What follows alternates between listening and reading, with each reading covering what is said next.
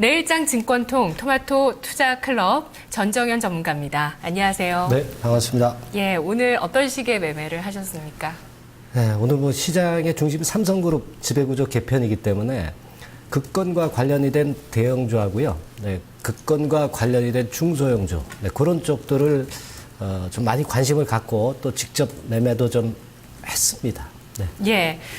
이건희 회장의 병원 입원 소식에 또 더 그쪽이 좀 뜨거워지고 있네요. 시장의 중심에서 좀 종목들을 보셨습니다. 자, 그렇다면 내일장을 보는 체크포인트 세 가지 어떤 걸 꼽으셨을까요? 함께 보시죠. 네, 첫 번째, 미국, 유럽 경기는 순항이다. 두 번째, 중국 부동산이 발목 잡나. 세 번째, 신용잔고 급증 종목 주의하자.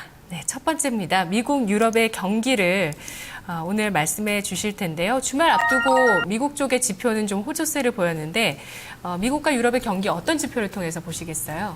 네, 좀 되게 이제 주택 지표하고요, 유로존 GDP 뭐 이런 쪽들을 가지고 점검을 좀 해봐야 되지 않나 싶은데, 우리가 이제 지표는 사실 그렇게 크게 흠잡을 때는 없습니다. 근데 다만 이제 안타까운 것은 그 지표 자체가, 경제 지표가 화끈하게 이제 치고 올리는 그런 맛이 좀 있어야 되는데, 실제적으로 이제 그건 없고, 그러다 보니까 우리는 또 지표가 어중간하게 좋으니까 이거 부양책도 제대로 발표가 안 되고, 이러니까 양쪽으로 사실 좀 어려운 것만은 틀림없습니다. 근데 여하튼 미국의 이번 주에 그 발표될 지표 중에서 주택 지표를 우리가 주목해 볼 필요가 있어요. 왜냐면은 주택 지표 같은 경우는 여태까지 좀 어려웠었거든요. 근데 요번에는 계절적인 요인과 같이 더불어서 주택 지표가 좀 살아날 가능성이 상당히 많습니다. 그래서 주택 지표를, 미국 주택 지표를 한번 보는데요. 지금 그 그림에 나타낸 것은 이제 미국 신규 주택 착공하고 이제 건축 허가 면적 건입니다. 그래서 요즘 그 어려움을 보이다가 살짝 오른쪽 위로 꼬리를 이제 들고 있는 그런 모습이 나오고 있습니다. 대개 보니까 신규 주택 착공 같은 경우는 전번에는 한 2.8%포인트였는데 이번에는 3.6%포인트로 아마 컨센서스가 나오는 것 같고요. 그리고 지금 건축 허가 면적 같은 경우도 1.8%에서 한 3.6%포인트로 좀 상승을 했고, 네. 여기는 이제 안 나와 있습니다만은 NAHB 지수가 있죠. 그러니까 건설업자들이 가장 그 관심을 갖는 체감 경기를 나타낼 수 있는 주택 시장 지수도 한 47에서 49 정도로 이제 올라옵니다. 그러니까 미국의 주택 지표가 우리가 오랜만에 턴을 한다는 것은 주목할 만한 일이다, 이렇게 봐야 되겠고요. 그리고 이제 옆에 보시면 이제 유로존 GDP가 있죠. 유로존 GDP 같은 경우도 되게 0.2%에서 이제 0.5%포인트로 좀 증가를 할 것으로 그렇게 보여집니다. 그리고 우리가 유로존에 이제 기대라는 것은 부양책 아니겠습니까? 근데 이제 1.41달러가 상당히 중요한데, 그 드라기가 그 얘기를 하고 나서는 오히려 달러 유로 환율이 밑으로 많이 꺾였어요.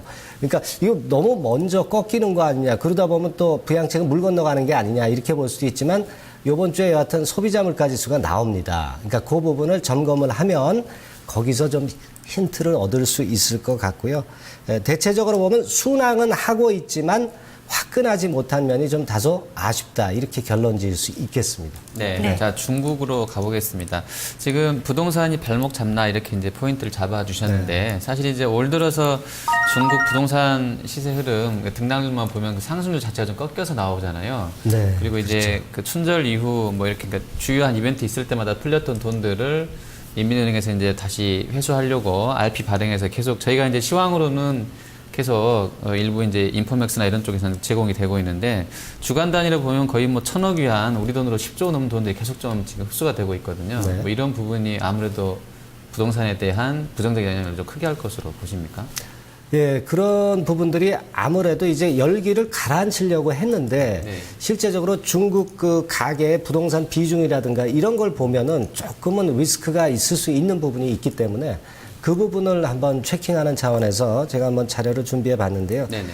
되게 이제 중국은 가계자산 대비해서 부동산 비중이 상당히 높습니다. 지금 그림을 보시면은요, 한국 같은 경우도 이제 74%포인트나 되는데, 중국은 이제 75.5, 한국과 별로 그렇게 차이는 안 납니다. 여하튼, 그러나 아세아권들이 그만큼 부동산에 현재 투자하는 비중이 상당히 높기 때문에 그만큼 이제 이쪽에 거품이 가라앉게 되면은 상당한 영향을 받을 수 있기 때문에 그런 부분들을 좀 봐야 되지 않겠나 싶고, 그리고 이제 우리 한국하고 또 중국하고 좀 틀린 점이 소득 대비해서 주택 가격을 보면 또 다른 차이점을 우리가 알 수 있습니다. 자, 지금 보시면은요, 대개 이제 베이징, 홍콩 같은데, 베이징이 굉장히 높죠. 40% 비중이고요. 근데 서울 같은 경우는 9.4%입니다. 그러니까, 무슨 얘기냐면은 결국 서울 쪽이 이제 소득은 굉장히 높고, 중국 쪽은 소득이 낮다 보니까 주택 가격이 차지하는 비중도 그만큼 중국 쪽이 상당히 크다. 네, 이런 부분입니다. 그러니까 지금 현재의 이러한 모습으로 봐가지고는 부동산 쪽이 상당히 그 중국 시장에 발목을 잡을 개연성이 좀 있지 않겠나 이렇게 보여집니다. 사실 그 부동산 쪽이 GDP에서 차지하는 비중이 한 5% 차지한다고 그래요. 그러니까 그런 것들을 보면 1단계적으로는 이것과 관련이 된 뭔가 대책이 나와줘야 되겠죠. 네. 그렇지 않으면 중국 시장이 지금 크게 뛰기는 어렵고, 하방 경직성은 확보는 지금 현재 되고는 있지만 위쪽으로 치고 나가려면은 현재 상태에서는 부동산권과 관련된 뭐 주택담보대출이라든가 주택 구입 규제권에 대한 완화 조치 이런 것들이 좀 나와야 하지 않겠나, 좀 그렇게 좀 보고 싶습니다. 네. 네. 예. 지금 뭐 중국, 미국 다 주택시장 쪽을 중요하게 네, 보셨네요. 예. 뭐 아무래도 그런 쪽이 좀 경기에 가장 민감한 부분이고, 또 지금 핵심으로 또 중국에서는 또 버블이 일어나고 있는 부분들 짚어주셨고요. 세 번째는 신용잔고입니다. 지금 신용잔고 급증 종목을 주의하자라고 하셨는데요. 코스닥이 연초 대비해서 시세가 15% 가까이 낮다가 최근에 조금 조정을 받았는데, 이 시점에서 또 신용잔고까지도 역대 최고 수준으로 올라왔다는 소식이 또 최근에 들렸거든요. 네. 자, 종목별로 어떤 식으로 좀 주의를 하는 게 좋을까요? 예, 그래서 저는 코스닥 자체가 이 건 때문에 못 간다고 말씀을 좀 드리고 싶은 것이 아니고요. 네. 코스닥의 종목들 중에서도 지금 신용 잔고 수량이 되게 한 8%를 넘어가는 것들은 상당히 그 차익이 조금만 나도 그 레버리지 효과로 그 수익이 많이 나기 때문에 물량이 많이 나오거든요. 그렇기 때문에 그런 종목들만 주의하자는 차원입니다. 일단 네. 그걸 제가 지수와는 상관없이 네, 지수가 그런 못 간다는 얘기는 아니고 예, 네. 신용잔고 급증 종목들을 우리가 잘 봐야 되겠다는 차원이고요. 제가 그래서 자료를 한번 타증권사의 자료를 준비해 봤는데, 상장 주식수 대비해서 신용잔고 수량, 소위 그 신용 비율이라고 그러죠. 그래서 이게 되게 8%를 넘어가면 상당히 어렵습니다. 근데 이 전체적인 코스닥 전체로 볼 때는 되게 1.8이나 1.9 정도가 이제 최대 상한선이었어요. 박스권 상단입니다. 근데 지금 현재 그 부분까지 사실 올라와 있죠. 그러니까 이것 때문에 코스닥이 못 가는 거라기보다는 신용 잔고가 그만큼 많은 종목들은 이런 타임에서는 꼭 주의를 해야 된다는 겁니다. 되게 경험적으로 보면은 이제 3개월 정도 이렇게 신용 잔고 비율이 늘다가 그 다음에는 꼭 신용잔고 비율이 떨어지는 그런 패턴을 최근 5년간 이제 보였었기 때문에 그 부분을 유의하자는 차원에서 제가 한번 자료를 준비를 해본 것이고요. 자, 그리고 이제 그 다음 그림을 좀 보시면은요, 되게 그렇습니다. 신용 그 잔고 증가나 잔고 상위 종목들이 코스닥 대비해서 수익률이 어땠냐면은 되게 D-Day 때 정점을 찍고 그 다음에는 신용 잔고 비율 높은 종목들은 대부분 이렇게 하락하는 흐름을 최근 몇 년 사이에 이제 보였다는 거죠. 그래서 그 자료를 제가 한번 준비를 해봤고요. 그래서 지금 현재 시점에서 과연 신용 잔고가 높으면서 좀 어려운 부담이 될 수 있는 그런 종목이 뭔가를 제가 보니까 12월 19일, 작년도 12월 19일 이후에 되게 상위 종목은 여기 표에 나와 있는 그런 종목들이 이제 많아요. 그러니까 이런 종목들은 좀 주의를 하시면서 기타 또 신용잔고 비율이 높아지는 종목들도 좀 유념을 좀 해주시는 것이 현재로서 필요할 것 같습니다. 네. 네. 자, 오늘 장에서는 뭐 그 전기전자, 삼성전자 말고는 사실 좀 잘 안 보였던 그런 장세인데요. 내일 장 어떤 종목 좀 업종 주목해야 된다고 보십니까? 네, 업종이라기보다 이제 삼성그룹. 네, 그렇게. 네. 네, 유망 업종을 그렇게 한번 제가 잡아봤습니다. 내일까지 좀 연결될 것으로 보시는 건가요? 제가 볼 때는 삼성 SDS 상장이 올 연말이기 때문에 그런 분위기가 이어질 개연성도 좀 존재한다. 네. 저는 그렇게 좀 보고 연말까지 싶고요. 계속 주목해서 조금 이쪽을 이제 봐야 길게 되는군요. 보면은 네. 그렇게 될 가능성이 좀 높다. 트레이딩 정도, 그러니까 흔들릴 수는 있어도 그런 포인트를 한번 가져가 볼 필요가 있다. 그렇게 보는데요. 네네. 사실 오늘 같은 경우도 삼성그룹주 쪽으로 거래가 집중됐고 그쪽만 올랐지 딴 쪽은 사실 어려웠었거든요. 일단 뭐 지배구조 재편을 기대하는 거죠. 그래서 제가 볼 때는 지금 중심이 되는 기업 위주로 투자를 하셔야 되는데, 전자 쪽이나 금융 쪽은 이제 이재용 씨한테 지금 몰아주는 거죠. 그리고 중화학이나 건설이나 호텔 쪽은 이부진 씨, 그리고 패션 미디어 쪽은 이서연 씨 막내, 이런 식으로 구도를 잡는데 그 중심이 되는 게 가운데 삼성전자, 그리고 오른쪽엔 삼성생명, 그리고 왼쪽엔 아마 삼성물산이 될 가능성이 좀 높고, 그리고 쭉 치고 나오다가 거기서 또 중요 역할을 하는 기업들도 있습니다. 그건 제가 이따 말씀드리겠고요. 그러니까 저는 그렇게 봐요. 삼성그룹이 이 회장이 혹시라도 이제 안 좋은 일이 발생했을 때 그것에 대한 불안감보다는 새로움에 대한 기대가 주가에 더 크게 작용할 수 있지 않나 그렇게 보여지고요. 오늘도 뭐 그런 주가 패턴을 삼성그룹들이 보여주지 않았나 그렇게 보고 싶습니다. 예, 정말 자본시장의 어떻게 보면 좀 냉혹함이라고 할까요? 네, 예, 그렇죠. 그런 것 같아요. 예. 그래도 위중한 그 순간을 넘겼다고 하니까 네, 이건희 회장 다행인 것 같은데, 다행입니다. 네. 예, 자 그러면 종목이 정말 많더라고요. 그러니까 네, 수혜주들이 네, 그 중에 맞습니다. 어떤 게 가장 큰 수혜를 볼지, 어떤 걸 골라야 될지 이런 거 고민이실 것 같아요.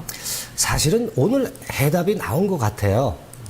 저는 일단 종목을 먼저 말씀드리겠습니다. 제일기획으로 말씀을 오늘 추천으로 드리고요. 제일기획이 가장 지금 중심이 된다는 건 아니고요.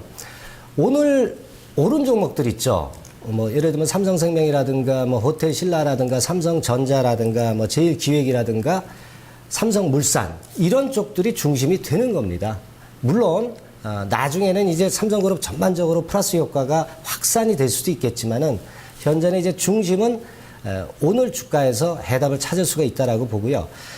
저는 이제 그렇게 봅니다. 제일기획 같은 경우는 예전에도 뭐 말씀드렸지만 대형 스포츠 이벤트가 이제 월드컵 있고 9월달에 아시안게임 있는 건 다 아시고요.